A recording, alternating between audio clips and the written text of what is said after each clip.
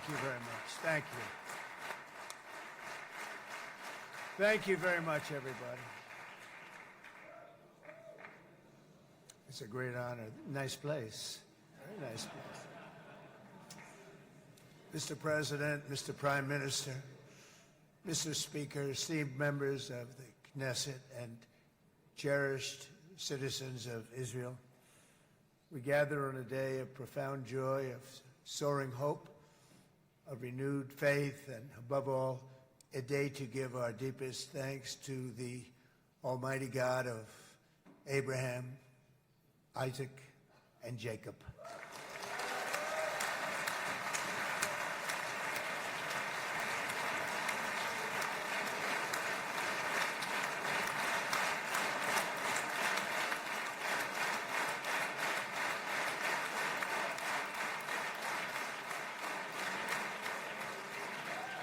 After 2 harrowing years in darkness and captivity, 20 courageous hostages are returning to the glorious embrace of their families, and it is glorious. 28 more precious loved ones are coming home at last to rest in this sacred soil for all of time.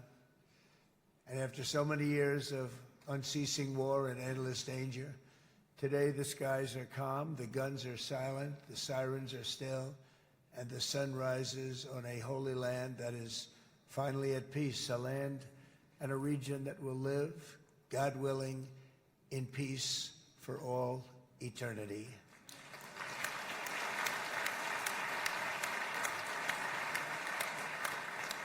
This is not only the end of a war, this is the end of an age of terror and death, and the beginning of the age of faith and hope and of God. It's the start of a grand concord and lasting harmony for Israel and all the nations of what will soon be a truly magnificent region. I believe that so strongly. This is the historic dawn of a new Middle East. I want to express my gratitude to a man of exceptional courage and patriotism, whose partnership did so much to make this momentous day possible. You know who I'm talking about. There's only one, Prime Minister Benjamin Netanyahu. Bibi, please stand up.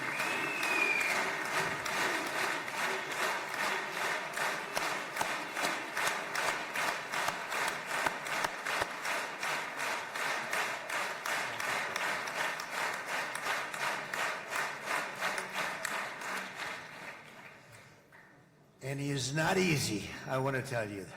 He's not the easiest guy to deal with, but that's what makes him great. That's what makes him great.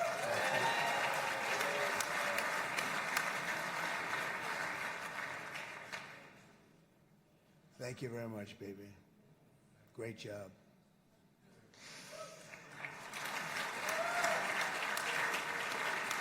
And let me also convey my tremendous appreciation for all of the nations of the Arab and Muslim world that came together to press Hamas to set the hostages free and to send them home. We had a lot of help. We had a lot of help from a lot of people that you wouldn't suspect, and I want to thank them very much for that. It's an incredible triumph for Israel and the world to have all of these nations working together as partners in peace. And it's pretty unusual for you to see that, but it happened in this case. This was a very unusual point in time, a brilliant point in time. Generations from now, this will be remembered as the moment that everything began to change, and change very much for the better. Like the USA right now, it will be the golden age of Israel and the golden age of the Middle East. It's going to work together. I'd like to thank several great American patriots for their invaluable help in getting something done that almost everyone thought was absolutely impossible. We were wasting our time. So many people said, you're just wasting your time. But we weren't, because we had talented people working with us, and we had people that loved your country, and frankly, people that loved the region. They loved the Middle East. I want to thank my friend Steve Witkoff.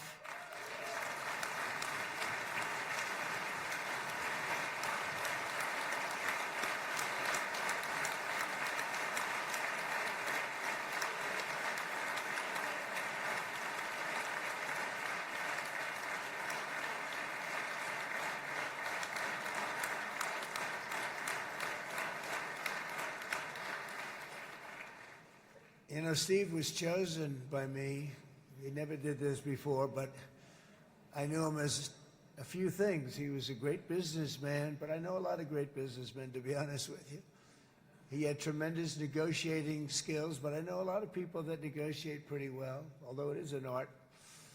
But there are people that can negotiate pretty well. But most importantly with Steve, he's just a great guy. Everybody loved him. Everybody. I mean, I know some negotiators that are so good, but you wouldn't have had peace in the Middle East. Would be in World War III right now with some of these guys. Everybody loves Steve, and they respect him, and they somehow can relate to him. I've known him for many years, and I've seen it over and over again. להוציא את חבר הכנסת עודה, להוציא אותו מהאולם, להוציא אותו מיד, החוצה, החוצה.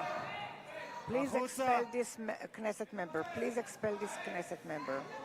להוציא גם את חבר הכנסת כסיף. להוציא את חבר הכנסת כסיף מהאולם. Expel Knesset member Kasif out of the hall. Please expel him immediately.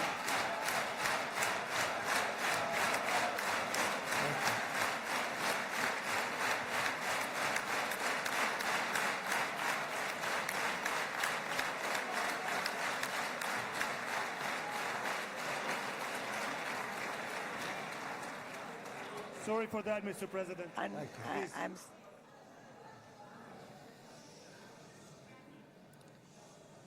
That was very efficient.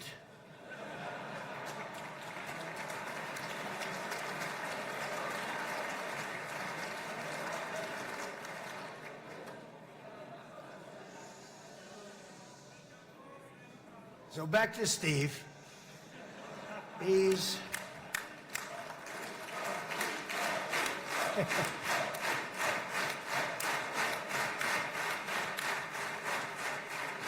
but I tell one story because he was so involved, and then we called in Jared. We need that brain on occasion. We got to get Jared in here. We got to get a certain group of people. But Steve started this all by himself. I call him Henry Kissinger, who doesn't leak. Okay? Henry is a big leaker. He leaked.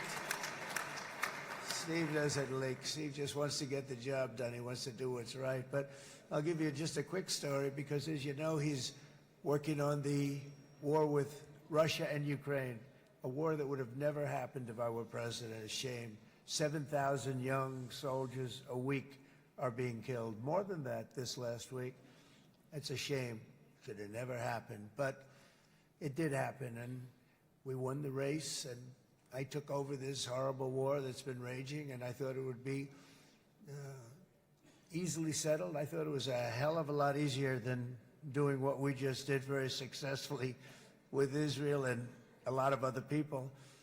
But this came first, and we'll get that one. But I set up a meeting for him to meet with President Putin, thinking it would be a 15 or a 20-minute meeting. Steve had no idea about Russia, had no idea about Putin too much, didn't know too much about politics, wasn't that interested. He was really good at real estate, but he had that quality that I was looking for, and I didn't see it around in too many ways. And I set up the meeting with Putin, and I called. I said, is Steve finished yet? That was about a half an hour into the meeting.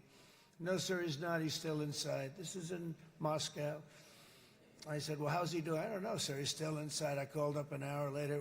Let me speak to Steve. Sir, he's still with Putin. He's with President Putin. I said, wow, that's a long meeting, 1 hour.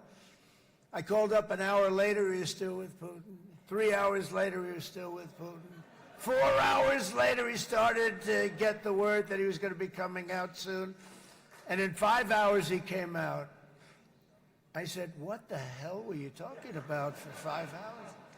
And he says, just a lot of interesting things. We're talking about a lot of interesting things, including what he went in there for, but you can't talk about it for 5. You can talk about it for a certain period of time, and you know what you're getting.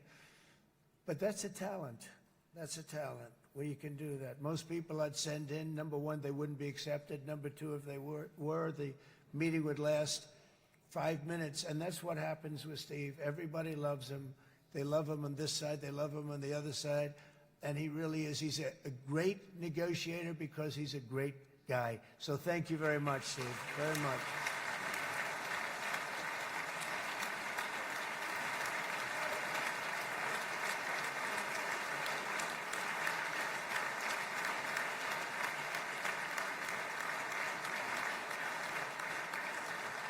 And let me also give a very special thanks to someone who truly loves Israel. In fact, loves it so much that my daughter converted. My daughter converted. I didn't know this was going to happen. And Ivanka's here.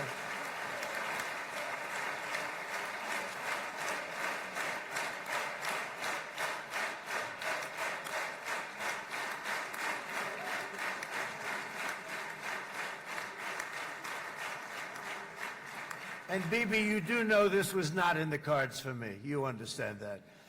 And she is so happy, and they are so happy. At least I think they're happy. If they're not, we have a big story, right? No, they have a great marriage, and they get along great. They're best friends. They have a very special relationship. But Jared has been so helpful. He really did something very special. He established the Abraham Accords with a group of very wonderful people. I like calling it the Avraham Accords because people that, right? Avraham. It's so cool. It's so much sort of nicer, you know, the Abraham versus the Avraham.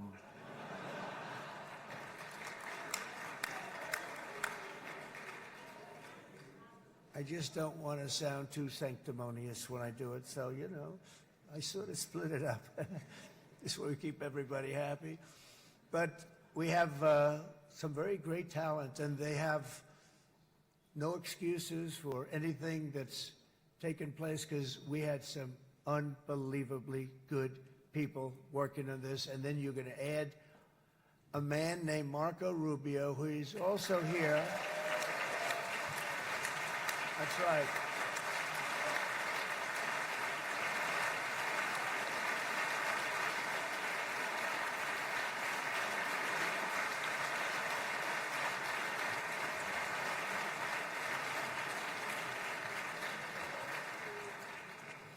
And I have a prediction that Marco will go down, I mean this, as the greatest Secretary of State in the history of the United States. I believe that.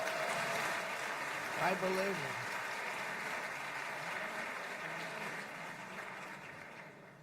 it. And he and I, you know, we really fought it out. You remember, he was tough. He was nasty. Who the hell thought this was going to happen, Marco, right? And now I'm saying he's going to go down as the greatest. He will. He was always smart and sharp, and people respect him. And then we have somebody who's young, but an unbelievable leader. I saw it a long time ago, and he's turned out to be even better than we thought. Right, Susie? I think even better. And that's Pete Hegseth, who is our Secretary of War, formerly Secretary of Defense.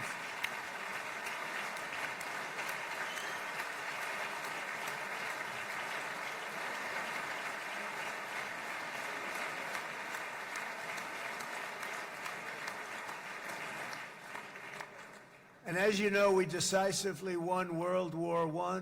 We decisively won World War II decisively. And everything in between and everything before it, we won everything. And then they had the brilliant idea of changing the name from war, you know, it was war, to defense. And with that went a certain thinking. And we fought in a very politically correct way after that. We always had the strongest military, and now we have a stronger military than we've ever had before. Because of my first term, I've totally rebuilt the military, every aspect of it.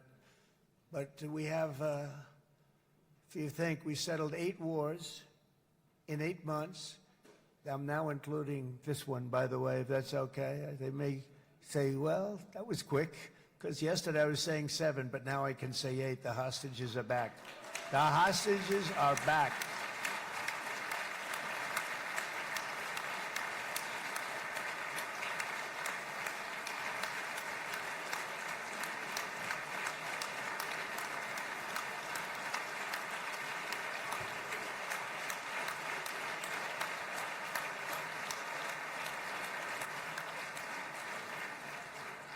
It is a good feeling. Isn't that nice to say? You know, I just said the hostage. First time I said the hostages are back. It feels so good to say it.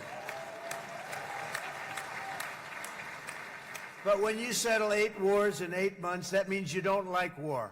Everyone thought I was going to be brutal. In fact, I remember Hillary Clinton during a debate, she said, look at him, he's going to go to war with everybody. And actually, she said, he's got a personality that's all about war. No, and my personality actually is all about stopping wars, and it seems to work. Seems to work. But it also means this name change in our attitude that we're not going to go into a war, but if we do, we're going to win that war like nobody has ever won a war before. We will not be politically correct. But we're not going to be there. And I think, you know, as you mentioned, Bibi, before, peace through strength. And that's what it's all about. The United States has the greatest and most powerful military in the, right now, history of the world. I can tell you we have weapons that nobody's ever dreamt of. I only hope we never have to use them. I rebuilt the military. I was proud to do it. But some of the things I hated to do, I hated certain of the weapons because the level of power is so enormous, it's so dangerous, so bad. But we have to do what we have to do. We make the best weapons in the world, and we've got a lot of them. And we've given a lot to Israel, frankly. And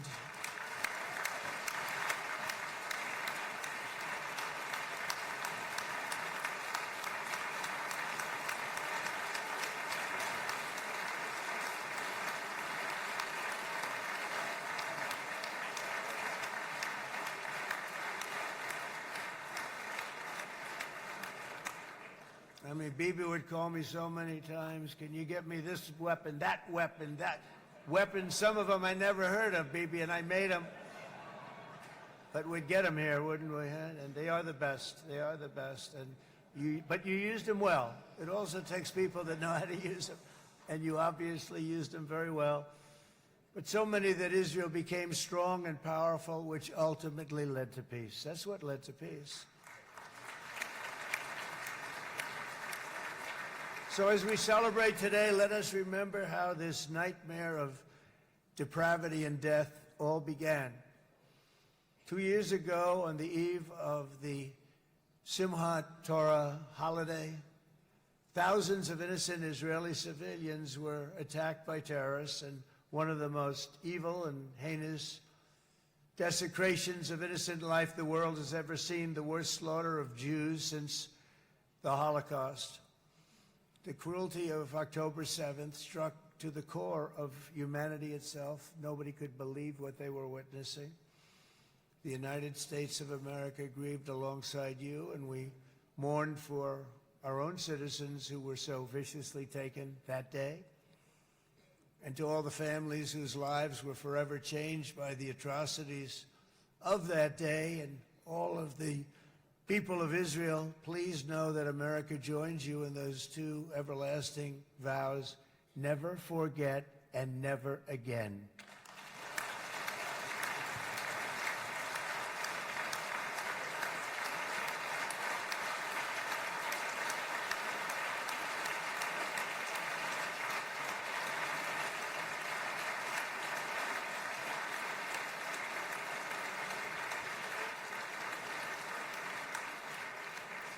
From October 7th until this week, Israel has been a nation at war, enduring burdens that only a proud and faithful people could withstand. It was a very tough period of time. For so many families across this land, it has been years since you've known a single day of true peace. But now at last, not only for Israelis, but also for Palestinians and for many others. The long and painful nightmare is finally over. And as the dust settles, the smoke fades, the debris is removed, and the ashes cleaned from the air, the day that breaks on a region transformed, and a beautiful and much brighter future appears suddenly within your reach. This is now a very exciting time for Israel and for the entire Middle East, because all across the Middle East, the forces of chaos, terror, and ruin that have plagued the region for decades now stand weakened, isolated, and totally defeated. A new coalition of proud and responsible nations is emerging, and because of us, the enemies of all civilization are in retreat. Thanks to the bravery and incredible skill of the Israeli Defense Forces and Operation Rising Lion,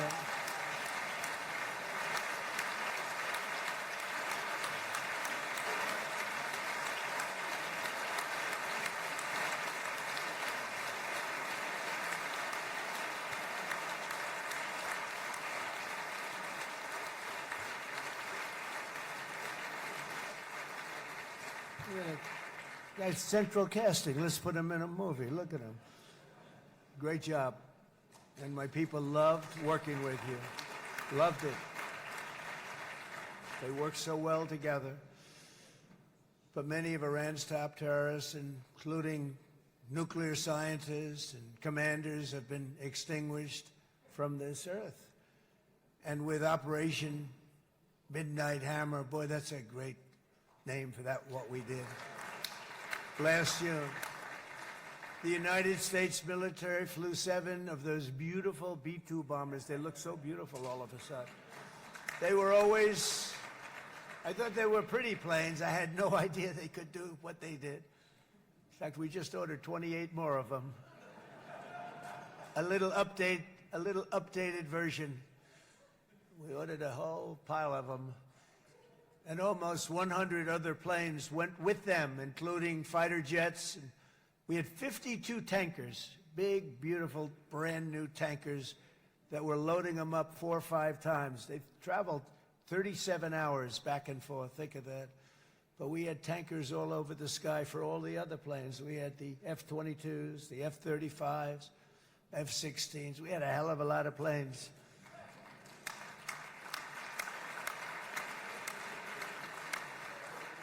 So we had 52 gas stations in the sky. That's what they call them. I'll tell you, I wouldn't want to be flying one of them. We have our great General Raisin Cain right here. General, stand up. This guy. What a general. Thank you.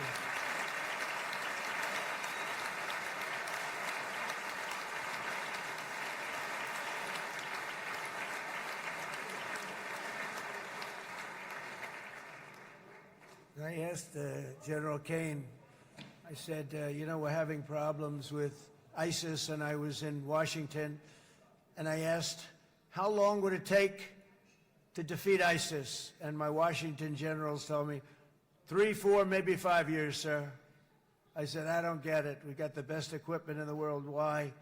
So I flew to Iraq, and I met with a man named Cain. He said, what's your first name? He said, they call me Raisin, sir. I said, wait a minute, your name is Raisin Cain? I've been looking for you for a long time. You gotta be kidding. So they told me 3, 4, 5 years to defeat ISIS.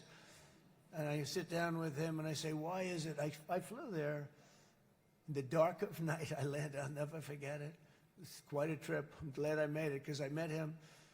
I said, could I ask you, General? I come down. He's standing with another general and a sergeant. Everybody was like central casting. They could go into a movie right now. Between him and you guys over here, we could get rich making movies, okay? And they got along so great. That's the beautiful thing, that your military and our military, Bibi, got along so great. But what I was told by the television generals in Washington, we have the best equipment in the world. Why is it taking so long? And they said, 4 years. I said, so let me ask you, Raisin, how long would it take you to defeat ISIS? Sir, we can do it in 3 weeks, but you'll probably have some time left over. I said, you got to be kidding. What the hell are you talking about? They said 4 years. I said, well, sir, look, it's not my place to say, but you're asking me the question. What you have to do is you hit him from the west, you hit him from the north, you hit him from the south, you hit him above, you hit him below. I said, so why didn't they do it? And he didn't want to speak badly of his superiors, which is hard to believe they were his superiors. Should have been the other way around a long time ago, because he's the one that did Operation Hammer. It was flawless. It was flawless. It was absolutely flawless. And I said, so you really think you can do it in 4 weeks? Yes, sir, 100%. You have to do it differently than they were doing it. They were using one base, and it was hundreds of miles away. And he says, we have all these portable bases all over the Middle East.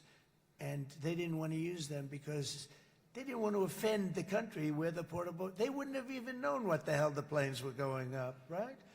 They wouldn't have known, but he said, no, they didn't want to defend anybody, offend anybody, and but we can do it in 4 weeks. I said, you sure about that? I'm going to call you back.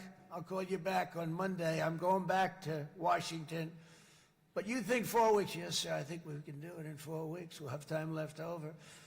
So I call him on Monday. I said, you think you can do it? 4 weeks. I said, go ahead and do it. He did it. I'll tell you, he did it in 4 weeks, less than 4 weeks. So, General, stand up, please. Again, this is a real general. This is not a television general. He doesn't want to go on television.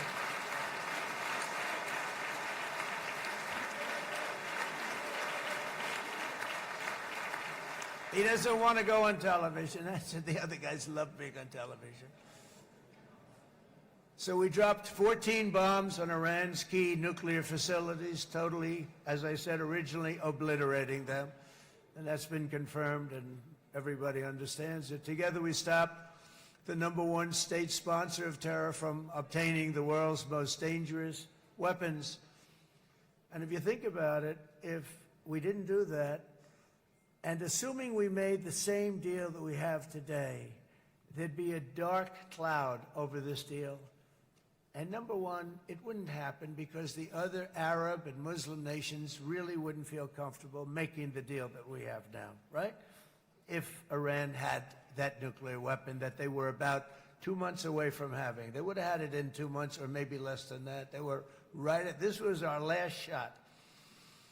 They looked at it for 22 years. This was our last shot. The pilots told me that. They said, 22 years, sir, they looked at it. Our predecessors looked, they studied it. 3 times a year would do drills on that exact attack. And boy, did they get it right. But let's assume they didn't, and let's assume there was large-scale nuclear weapons in the hands of Iran. We couldn't be here today. Even if we signed the deal, which we couldn't do because a lot of people would not want to have anything to do with it, we took a big cloud off of the Middle East and off of Israel.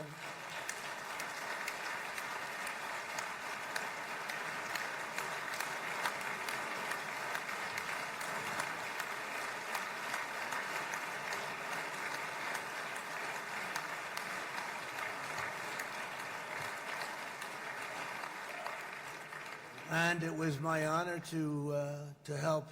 But isn't it true, though, that can you imagine the same, let's assume, Bibi, the same documents, we had everything the same, but you had somebody out there that was, in the opinion of everybody, all-powerful in the Middle East.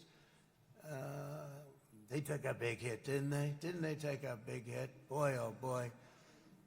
They got it from one side, from the other. And you know it would be great if we could make a peace deal with them, and I think that's big. Would you be happy with that? Wouldn't it be nice, I think? Because I think they want to. I think they're tired. Somebody said, sir, they're starting their nuclear program again. I said, let me tell you something. They're not starting anything. They want to survive. The last thing they want to do is start digging holes again in mountains that just got blown up and start. They're not doing this. They want to survive, okay? But I think we have a chance. Steve, you, and I think Jared, come on, I'll call you back for another one. We always bring Jared when we want to get that deal closed. We bring Jared, but Steve, you and Jared and the General and Pete and Marco, you'll get that deal done easy. I think that'll be easy. But first we have to get Russia done. We got to get that one done. If you don't mind, Steve, let's focus on Russia first, all right? We'll get it done. In Lebanon, the dagger of Hezbollah, long aimed at Israel's throat, has been totally shattered. My administration is actively supporting the new president of Lebanon in his mission to permanently disarm Hezbollah's terror brigades. He's doing very well. And build a thriving state at peace with its neighbors. And you're very much in favor of that, I know. And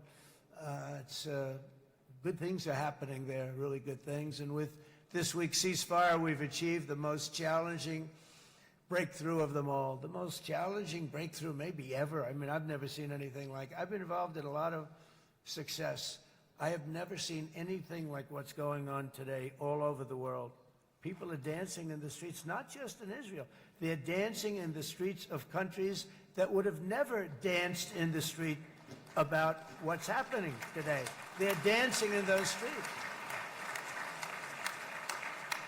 So this long and difficult war has now ended. You know, some people say 3,000 years, some people say 500 years, whatever it is. It's the granddaddy of them all. And in an unprecedented achievement, virtually the entire region has endorsed the plan that Gaza will be immediately demilitarized, that Hamas will be disarmed, and Israel's security will no longer be threatened in any way, shape, or form.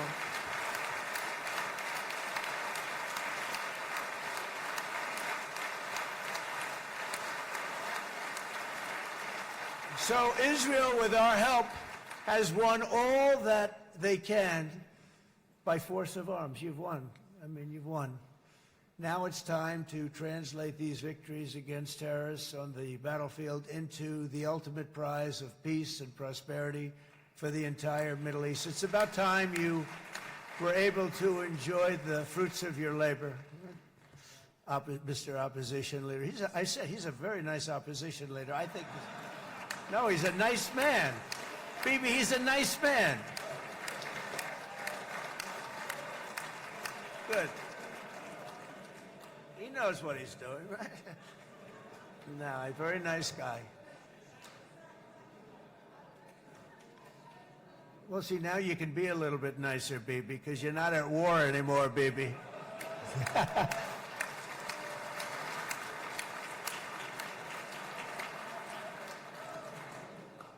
But only by embracing the opportunities of this moment can we achieve our goal of ensuring that the horrors of recent years will never happen again. You don't want to have to go through this again. 8 years ago, I came to this region on a very special first trip abroad as the President of the United States. I came here very early at your request. I addressed the leaders of the Arab and Muslim world gathered in Saudi Arabia and said that it was time to build a future free of the grip of extremism and terror. And interestingly, right now, as soon as I'm finished, I'm quite late. You've kept me quite late between opposition leaders and Bibi's brilliant but very long speech. I thought I was going to run up here, make a speech, and then head to Egypt. It didn't work out, though. And you made a pretty long one, too, sir.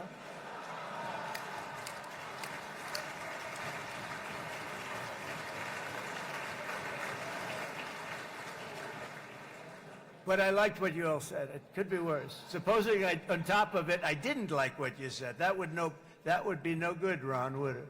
Ron, you did a great job, by the way, Ron.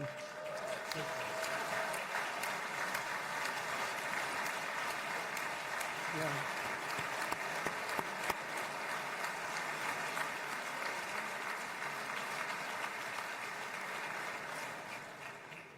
So I'm going to be meeting, actually, in a little while, I'm going to be meeting with the most powerful, the richest nations, really, in the world, although now, with the tariffs, the United States is by far the richest nation in the world, as you probably have been reading. But the richest nations, most powerful nations tremendous, headed by some tremendous people in many cases. Some cases I wouldn't say necessarily I would endorse, but I will tell you some incredible people that really helped us make this all possible. So I'll be going there. I'll be quite late. They might not be there by the time I get there, but we're going to give it a shot.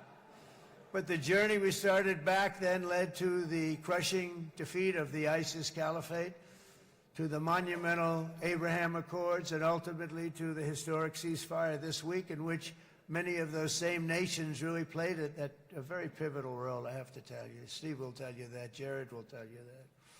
Together we've shown that peace is not just a hope that we can dream about. It's a reality we can build upon day by day, person by person, and nation by nation. And because of that, the Middle East is finally ready to embrace its extraordinary potential. You have extraordinary potential in this region. It should now be clear to everyone throughout the region that decades of fomenting terrorism and extremism, jihadism and anti-Semitism have not worked. They haven't worked. They've been a disaster. They've just killed. They've killed. They've backfired completely and totally. They've just totally backfired. Everything that you thought, take it worst case, it's turned out to be worse than that. They have not worked. From Gaza to Iran, those bitter hatreds have delivered nothing but misery, suffering, failure, and death. They've served not to weaken Israel, but to annihilate the very forces that did the most to foment this hatred. And it's really, I mean, everybody that's tried it has become irrelevant. Meanwhile, we've seen those nations that set aside their differences, reached across ancient divides, and pursued engagement are now among the most successful in the region. They're getting along with Israel, and they're doing great. And I can tell you the 4 nations that joined the Abraham Accords early on, and you'd all be doing me a favor, and I'm going to be saying this in a little while to some other friends, would love you all to, is this right, Jared? Join up in the Abraham Accords. We have to join up and get together. You can have that whole thing filled out. We had a very weak administration, worst president in the history of our country by far. And Barack Obama was not far behind, by the way.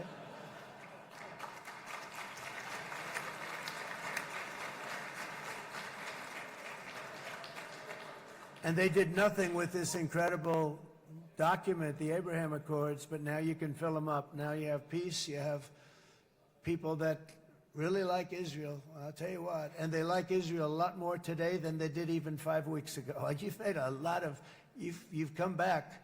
You've come back strong, because it was getting to be a little nasty out there in the world, and ultimately the world wins. You can't beat the world always. I would say to Bibi, it's now time. And he understood it better than anybody, because ultimately, you know, the world's a very big place. And I've said a lot. I said, this piece of land is very small. It's unbelievable what you've done with that tiny, you look at a map even of just, not the world, the Middle East, and you have this little dot. And think of what you've done. It's incredible. It's incredible.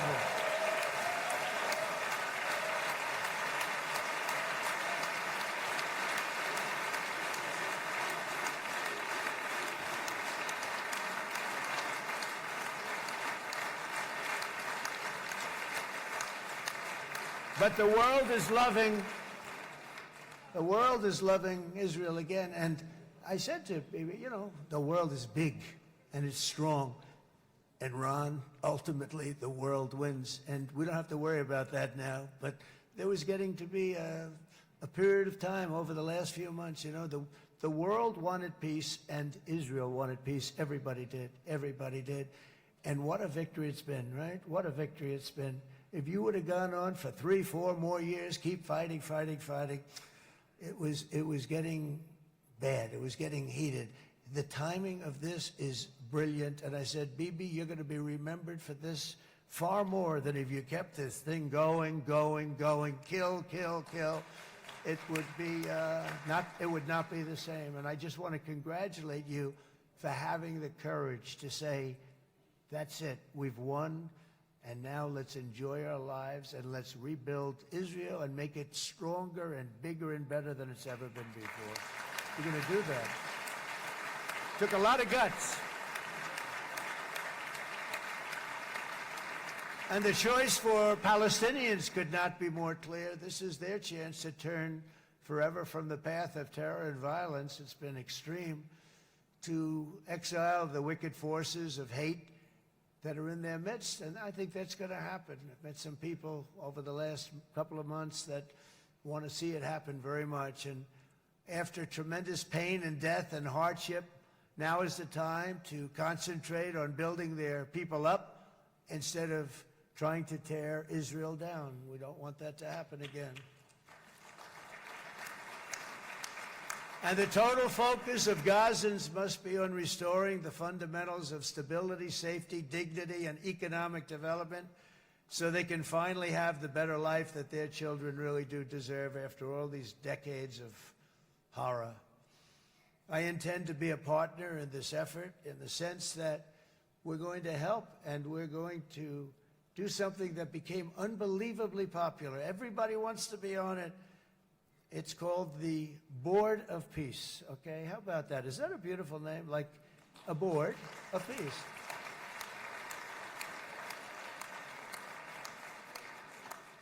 The only bad thing from my standpoint, every single nation involved has asked me to be the chair, and I'll tell you, I'm very busy.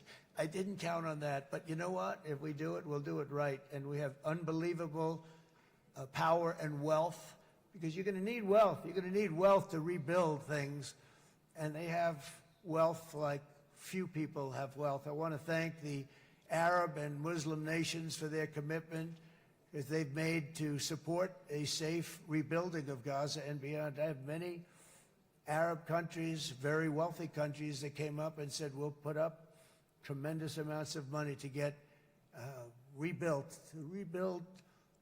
Gaza, and I think that's going to happen. The power, they want dignity, they want to come forward, and they want to say, and I want to say who they are, because what they're doing is going to be, I think, something that you're going to be very impressed with, Bibi, and you need that. You need the kind of economic power that they have, and they want to see it work, and they want to see it be safe, and they want to see it be good for Israel, too. And as much money as it will be, and it's a lot, as you can see, it's a lot. For these countries, it's relatively little relative to their worth. It's really a lot of money like most people could never even conceive, but for these countries, it's not that much, especially because it ensures success and stability in the Middle East, which is what they want to see. So many of them will be with us in Egypt in a little while, I think. I'm not sure. They may be gone. They may have taken their Boeing 747s and left. I said, what kind of a plane do you fly? 747. I said, that's a large plane. No, they may have. Steve, do you think they've left on their their brand new Boeing 747s? Or, I don't know. We're going to find out soon. It's going to be a big story. There'll be 2 people left, and they'll be the 2 poorest ones.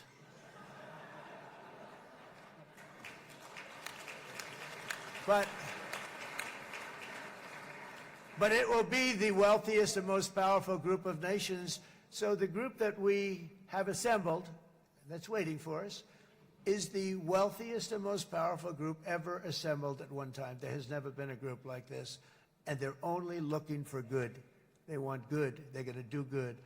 And as those commitments are made, I'm going to let the world know who's doing it, because they really deserve to get the credit. And some of them probably won't want the credit, but they deserve it. It's more obvious than ever that the productive and responsible nations of this region should not be enemies or adversaries. You should be partners and eventually even friends, and that's what's going to happen. I know it. Together you can stand against the forces of chaos. Yeah, you go ahead. That's an important point.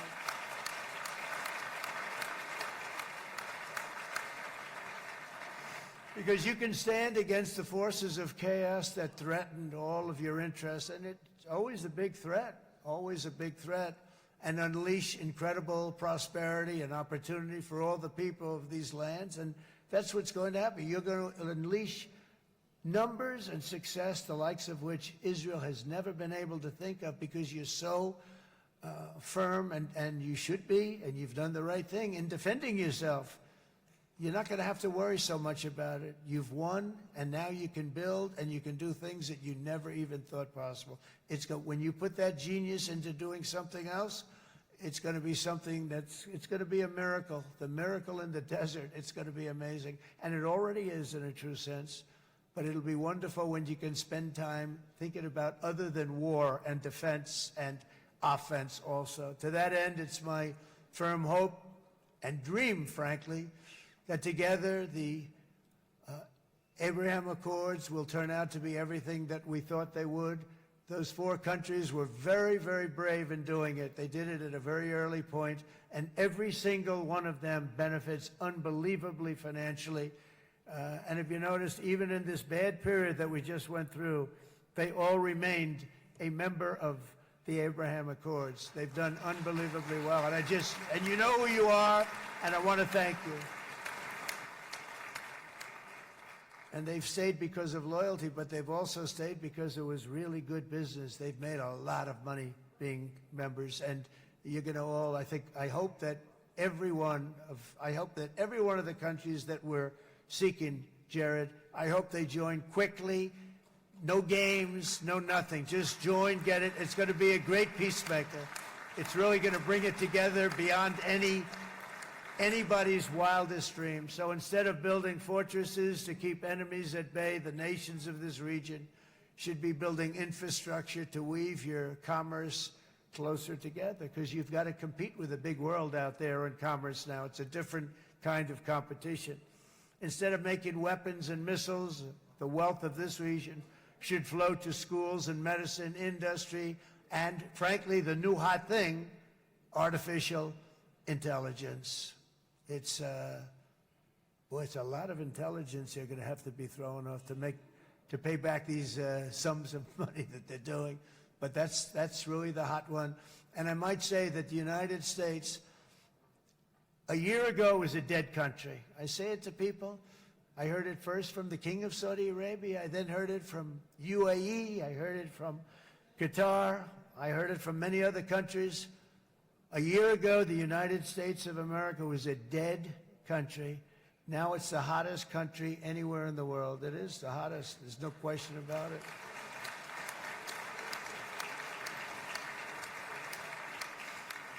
In fact, if you go back a year ago, before the election, although once we had November 5th, we became hot because people got it. I would say November 5th was a time that we became really hot. But once you go back a couple of years, if I were in charge and the country was doing what nobody was going to ask me to speak. Nobody asked Joe Biden to come up and speak, I guarantee you that. And if they did, he would have turned them down, I promise you. He didn't speak. He didn't speak, and he didn't speak well.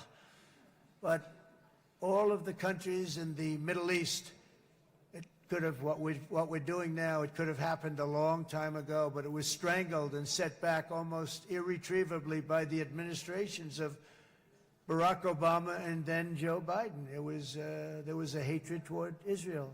There was an absolute hatred. The setbacks really started when President Obama signed the Iran nuclear deal. This was a disaster for Israel, and it was a disaster for everyone. And I remember that Bibi Netanyahu came to the United States and worked so hard to try and get Obama not to do that deal.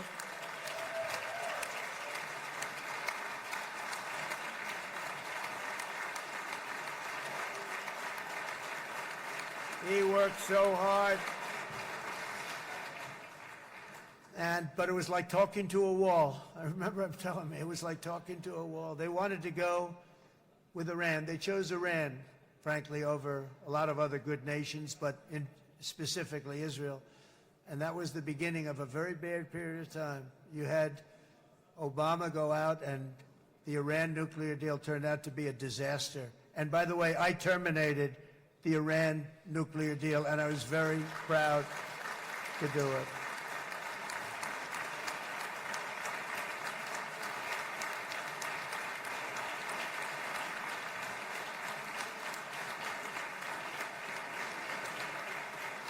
Yet even to Iran, whose regime has inflicted so much death on the Middle East, the hand of friendship and cooperation is open. I'm telling you, they want to make a deal.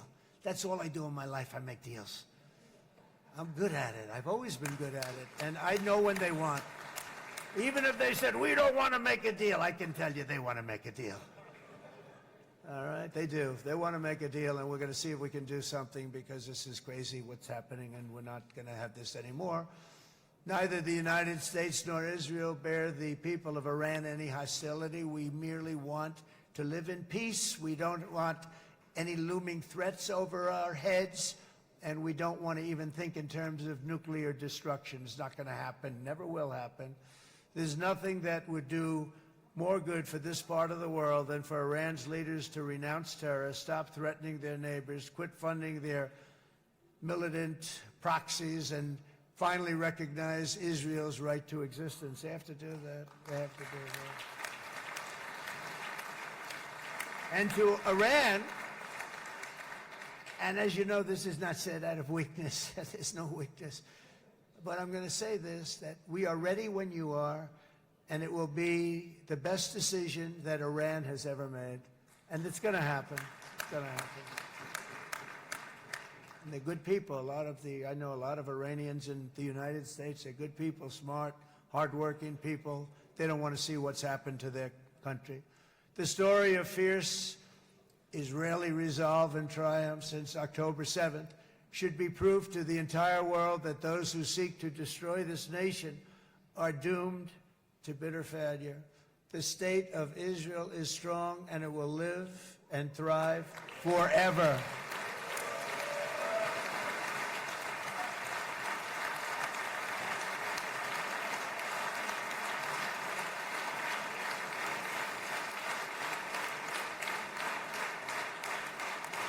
And that is why Israel will always remain a vital ally of the United States of America.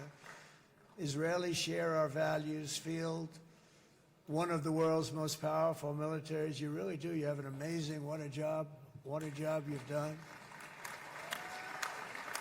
And have one of the most innovative economies on earth. Those are just a few of the reasons why I'm proud to be the best friend that Israel has ever had. And they all say it in the White House. They all say it.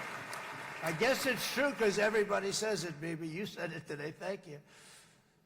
But as president, I terminated the disastrous Iran nuclear deal, and ultimately I terminated Iran's nuclear program with things called B-2 bombers. It was swift, and it was accurate, and it was a military beauty. I authorized the spending of billions of dollars, which went to Israel's defense, as you know. And after years of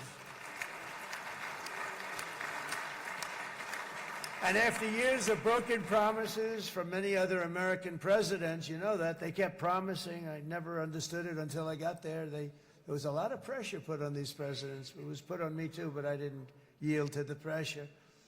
But every president for decades said, we're going to do it. The difference is I kept my promise and officially recognized the capital of Israel and moved the American embassy to Jerusalem.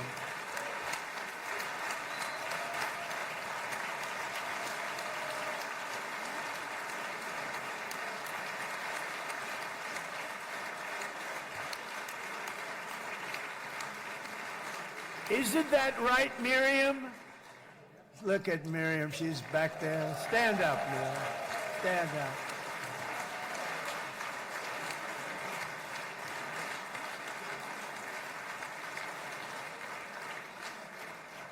Miriam and Sheldon would come into the office. They'd call me. He'd call me. I think they had more trips to the White House than anybody else I could think of. Look at her sitting there so innocently. She's got $60 billion in the bank. $60 billion. And I think she's saying no more. And she loves Israel, but she loves it, and they would come in, and her husband was a very aggressive man, but I loved him. He was a very aggressive, very supportive of me. And he'd call up, can I come over and see you? I say, Sheldon, I'm the president of the United States. It doesn't work that way. He'd come in. But they were very responsible for so much, including getting me thinking about Golan Heights, which is probably one of the greatest things to ever happen to Israel.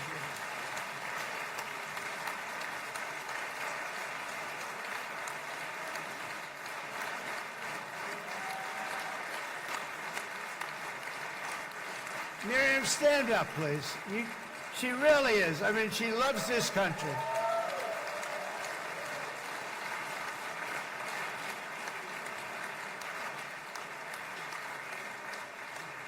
She loves this country. Her and her husband are so incredible. We miss him so dearly.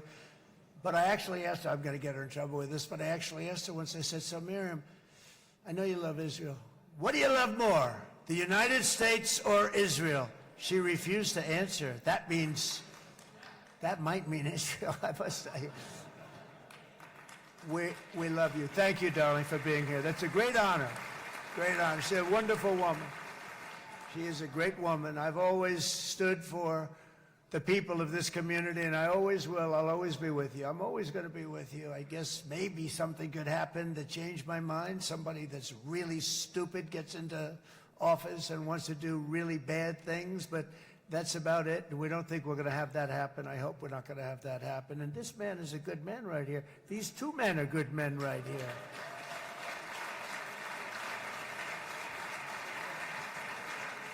Hey, I have an idea. Mr. President, why don't you give him a pardon? Give him a pardon. Come on.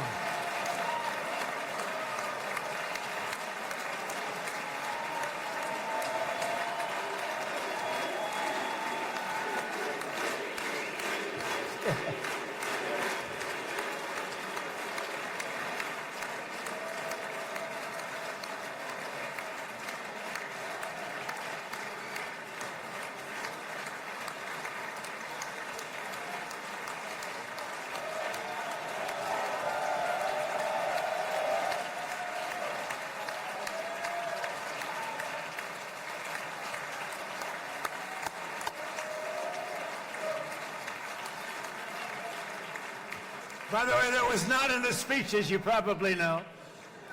But I happen to like this gentleman right over here, and it just seems to make so much sense. You know, whether we like it or not, this has been one of the greatest wartime presidents.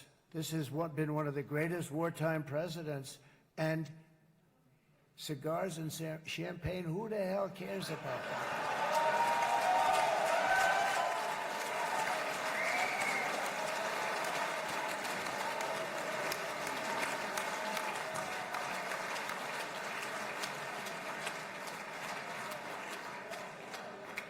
All right, enough controversy for the day, right? Actually, I don't think it's very controversial. So, you know, I mean, I see so popular. You are a very popular man. You know why? Because you know how to win.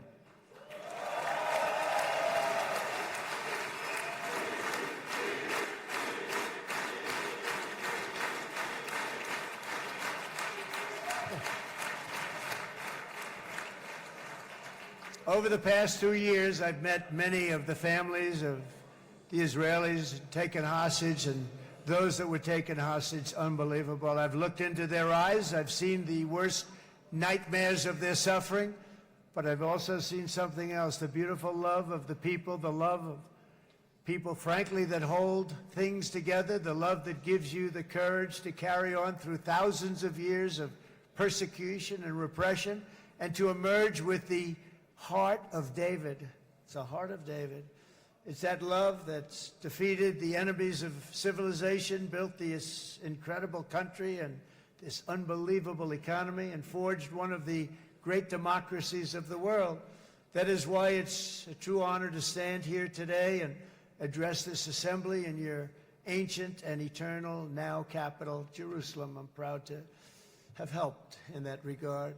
This city and this nation stand as living proof that a much brighter future for this entire region is truly within our grasp. For thousands of years, Jerusalem has been a home to Christians, Jews, Muslims, and people of all ethnicities and creeds. This is the holy center of the world's three great Abrahamic faiths. I like that too. Adorned, it's the first time I've seen that word in a while. Adorned with their sacred sites and alive with their pilgrims and visitors from every corner of the globe. But here between the Western Wall, the Temple Mount, and the hill called Calvary, people of every faith and background live, work, pray, serve, and raise their families side by side, and they do it with love. This example is just one of the modern miracles that Israel has given to the world. And just in closing, the leaders in this chamber know better than anyone else the challenges of this harmony, and it's been easily won. No, it hasn't. It has not been. It's been so tough, but it has been, some say, a miracle. What you've done is a miracle. Look at your size. Look at your chances when it all started. And you know, if you think about it, you are safer today, stronger today, and more respected today than at any time in the history of Israel. Think of it. People used to say it wouldn't exist. They don't say that anymore, do they? Yet if safety, security, and coexistence can thrive here in the winding alleys and ancient paths of Jerusalem, then surely peace and respect can flourish among the nations of the broader Middle East. The God who once dwelled among his people in this city still calls us, in the words of Scripture, the turn from evil and do good, to seek peace and pursue it. So he still whispers truth into the hills and knolls and valleys of his magnificent creation, and he still writes hope into the hearts of his children all over the world. And that is why even after 3,000 years of pain and conflict, the people of Israel have never given up from the threats of Zionism, from all sorts of threats. You want the promise of Zion. You want the promise of success and hope and love and God. And the people of America have never lost faith in the promise of a great and blessed future for all of us. From the very first day that modern Israel was founded, we have stood together through thick and thin of setbacks, and through victory and defeat, through glory and heartache. We have built industries together. We have made discoveries together. We have confronted evil together, and we have waged war together, and perhaps most beautifully of all, we have made peace together. And this week, against all odds, we have done the impossible and brought our hostages home.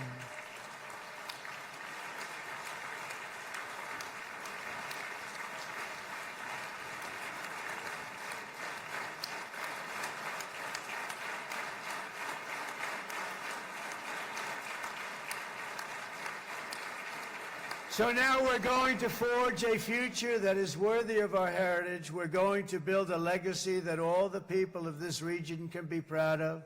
New bonds of friendship, cooperation, and commerce will join Tel Aviv to Dubai, Haifa to Beirut, Jerusalem to Damascus, and from Israel to Egypt, from Saudi Arabia to Qatar, from India to Pakistan, from Indonesia to Iraq, from Syria to Bahrain, Turkey to Jordan, the United Arab Emirates to Oman, and Armenia to Azerbaijan, another war that I just settled. We are going to have hope, harmony, opportunity, and happiness here in the spiritual and geographic center of the entire world. That's what you are. Israel, America, and all of the nations of the Middle East will soon be safer, stronger, greater, and more prosperous than ever before.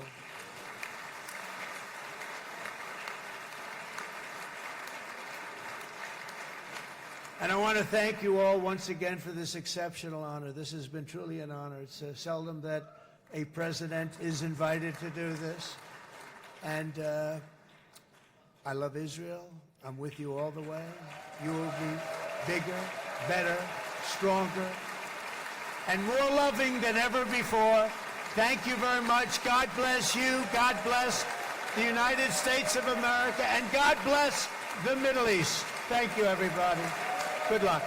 Thank you very much. Thank you.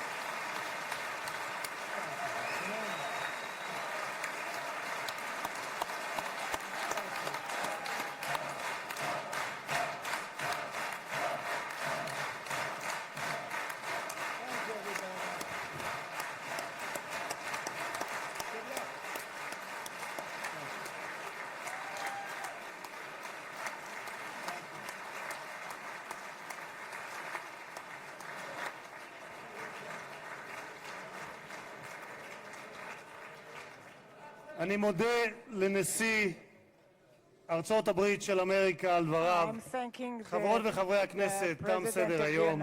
הישיבה הבאה תתקיים ביום שני, כ"ח בתשרי התשפ"ו, 20 באוקטובר 2025 בשעה 16:00. חג שמח ובשורות טובות. ישיבה זו נעולה. כבוד הנשיאים וכבוד יושב ראש הכנסת.